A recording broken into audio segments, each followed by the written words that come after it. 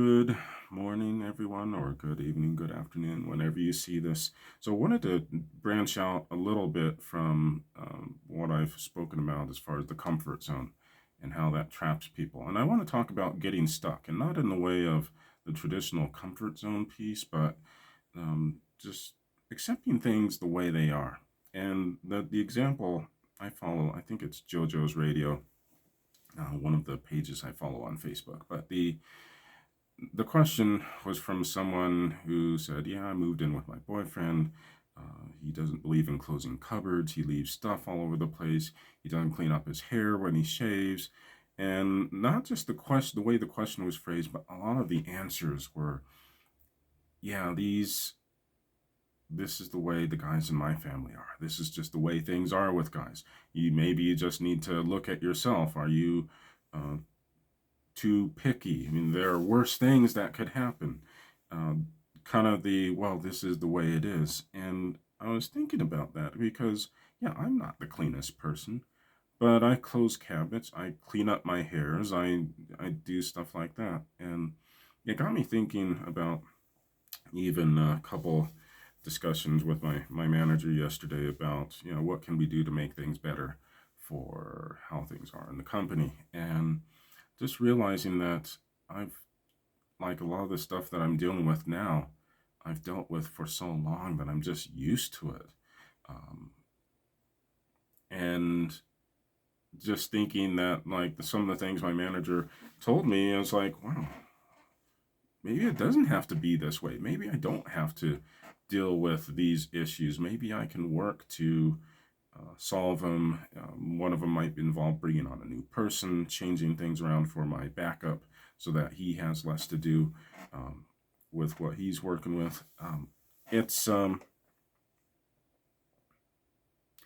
Yeah, and it's just I was thinking about it with and this has been something that's prompted me to advance at work, to get into my master's course, to do other things, to learn, to try to grow.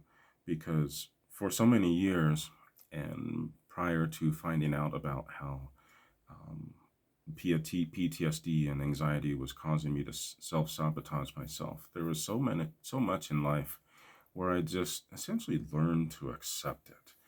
Where this is the way, and it's kind of like the example, which actually came up at work, by the way, which was where that silly joke where the the person could be, son or daughter, is putting ham into the oven, and the person cuts off the end of the ham, puts it into the pan, and puts it into the oven, and the spouse, the partner, says, "Hey, why are you cutting off the end of the ham?" And the first person thinks about it and says, "I don't know. I just always saw my mom do it." Until a person calls the mother, asks, "Hey, why did you always cut the butt off the ham?" And the mother says, "You know what? I'm not sure why I did that. Let's call your grandmother. Let's call your grandfather. See why they because I always watched them do it." And so everyone calls the grandparents, and the grandmother says, "Oh, that's easy. My pan was too small." And so there's this stuff that we might be doing in our lives now, or just dealing with it, not because it's how things are supposed to be, but because somewhere down the line the pan was too small. I mean, you may be stuck in the grueling retail job, or the typical um, 40-hour, 50-hour job in your workplace, not because it's the way things are supposed to be, but maybe somewhere, in your parents, your grandparents, aunts and uncles, someone just failed hard and decided that, oh, entrepreneurship is not for me. Maybe you didn't go for a promotion, not because you can't get one, but because, like in my case, it was a while, like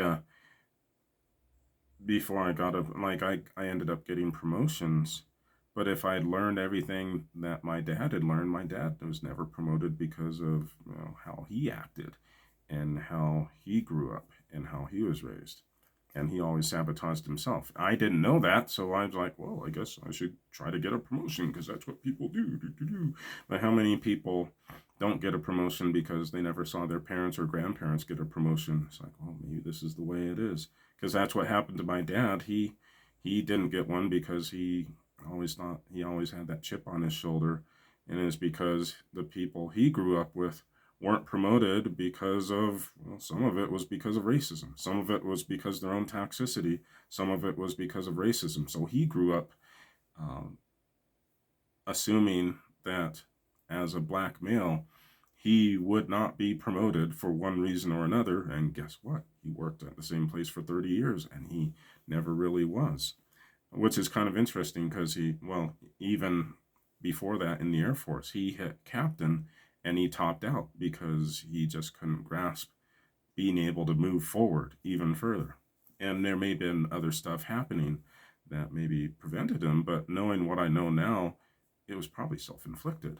And there's so much stuff not with promotions. I've been like, well, I actually was promoted, but there was always a level where I was essentially one step below a supervisor. And I just assumed that, well, I just can't go any further. I just don't have the skills. I mean, look at my dad. And some of that did infect me. I mean, look at my dad. He wasn't promoted all that much. So I didn't know all the exact details or why, but I just knew he just worked for other people. And I never assumed that I could go further than, an assistant manager role, essentially.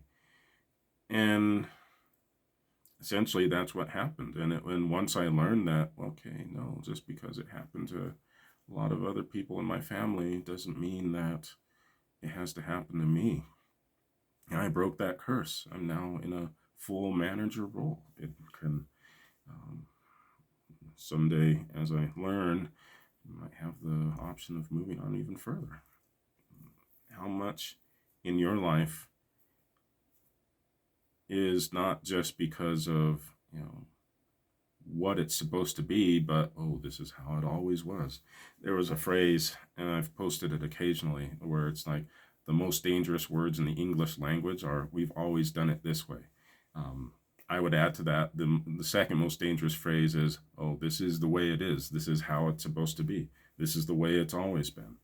And that one phrase, I think a lot of people ignore what could be because there's so much out there that is, I was thinking of the phrase poppycock, um, where it's like, ooh, these people who are just teaching you to improve yourself, and these motivational speakers who a lot of what they say is complete bunk, and so all of it is ignored. But really, and it's, what's the verse in Proverbs, as he thinks in his heart, so is he.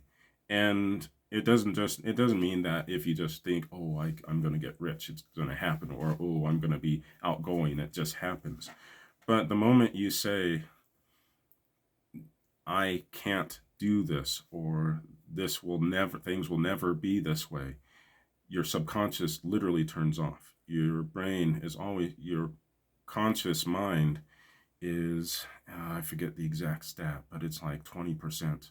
For example, it's like 20% of the thoughts that are flying around in your head are conscious, and all the rest are subconscious. And if you say, oh, I will never do this, then your subconscious, which is, it's the equivalent of you running. You might be running. Your subconscious is more like a sports car. It's just revving. It's going fast and all over the place. And the moment you say, I can't do this, and it works into your subconscious, then your subconscious literally starts to ignore all the ways that you could do it. It's you stop seeing all the opportunities that you could take. Maybe someone's been fired and the management look at you in a semi-favorable way, but they're like, well, we don't know if we want to promote this person because this person's never voiced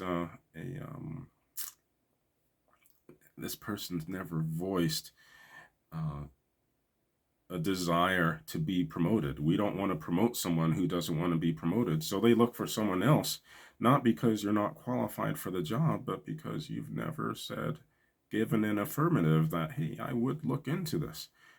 That's one thing that management, now that I'm in management, that I look at.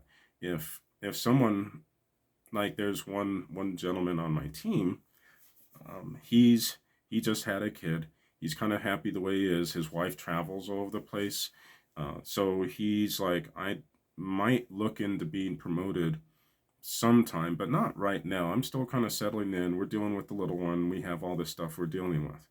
So I literally, if I had an opportunity, I literally would not go to him because he's told me, hey, I don't want this right now. It's not in my plan. Whereas someone else who says, yeah, I would like to look into this, I will actively seek out ways to give him um,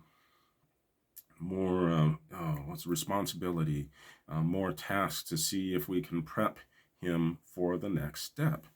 And it's kind of the same thing in the rest of life. If you don't think you can do it, if you have not voiced the desire, either outwardly or inwardly, to grow, to do more than what you're doing, you will literally overlook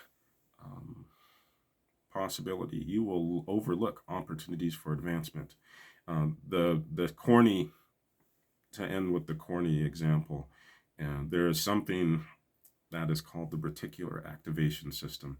It's on the basic level, your brain has all these stimuli. Like, for example, I have the frogs moving around in the tank. The guinea pig is wrestling in her cage not far from me. We have noises up above. I think my daughter's up, so she's been walking around. The central air's turning on and off. But I'm ignoring all that because I'm focusing on the camera. I'm focusing on what I'm doing. It's not important. The rest of the stuff is not important. Therefore, my brain literally ignores that. It keeps you from being overloaded. Like if you're driving and you're looking at each individual blade of grass because you are picking that up, you would wreck in about 5 seconds. So your brain knows what's important. It focuses on that. Your subconscious literally blocks out everything else so that you can focus on the task at hand. That same principle happens with pretty much everything else in life. If you decide that I cannot succeed, I cannot advance, I cannot become better in whatever area, you literally tell your subconscious, okay, eliminate all the things that could result in advancement, that could result in me being better. So although that subconscious, which is going at 100 miles an hour, always taking in different stimuli and stuff, it's blocking out all the stuff that could help to improve you or help you to advance. Whereas if you say, yeah, and you don't even have to say, I will become rich, I will advance, I will be the best person ever. All you have to really say is, I think it's possible that this could happen. And I think that's the thing that where a lot of motivational speakers go wrong. They say, you have to believe that you will do X. And well, I don't really believe it. And the brain knows that it's a lie too, so it doesn't happen. But if you say, I think it's possible, that's enough to turn on the subconscious and to help the subconscious to look at these things, to look at the possibilities, to see the possibility for advancement. Hey, I just saw this email from someone saying that, hey, we just lost this person. Maybe I can apply for this job. Oh, I see this opportunity for a product and everyone's complaining that XYZ doesn't work. Maybe there's an opportunity to build a new company. All you have to say is that it's possible. You don't even have to know for sure. You just have to say that it's possible. And your brain will literally do the rest over time. All right, y'all take care, and I will see y'all soon.